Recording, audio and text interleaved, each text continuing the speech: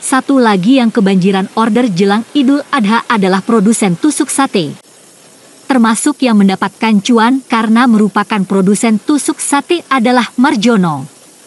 Di rumahnya yang berada di Jalan Jagatan, Kelurahan Ronowijayan, Kecamatan Siman, Kabupaten Ponorogo, sudah sibuk. Bukan hanya Marjono, namun para pekerjanya juga. Jelang Idul Adha ini, produsen tusuk sate berusia 40 tahun ini memproduksi dan menjual hingga 400 kg tiap hari. Jika ditotal bisa menjual hingga 8-9 ton tusuk sate per bulan.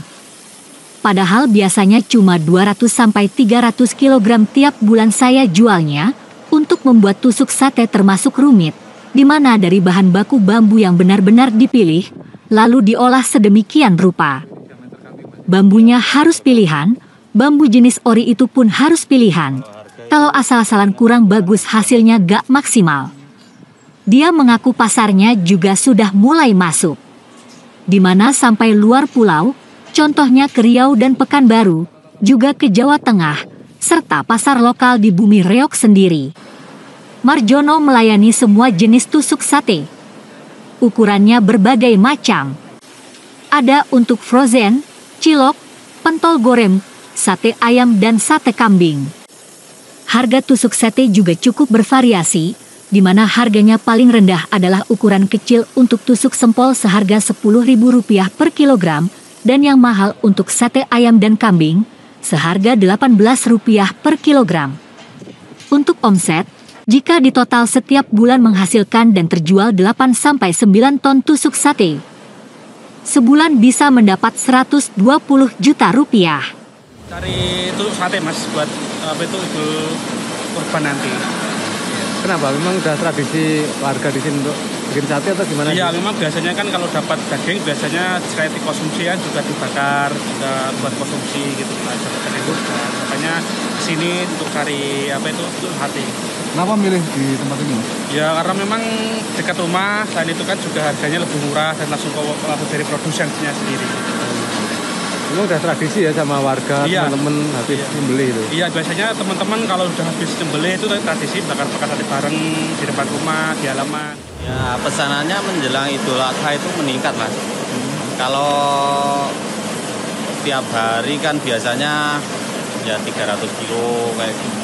Produksi 300 kilo, kalau menjelang Idul Adha ya harus kurang lebih ya 400 kilo baru dapat memenuhi pesanan. Ini memang prosesnya harus lama atau gimana sih mas kok sampai? Prosesnya itu lama mas, jelimet.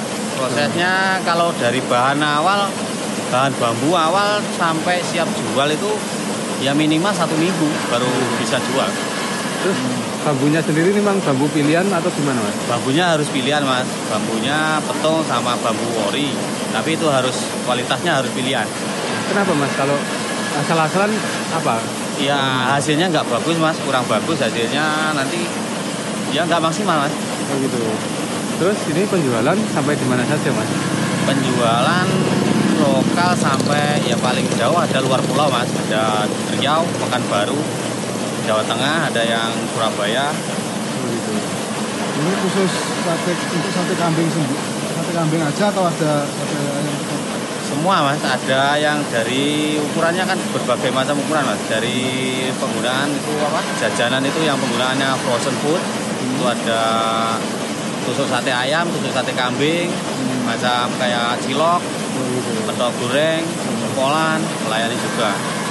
Untuk per kilonya dihargai berapa mas? Per kilonya itu tergantung ukuran.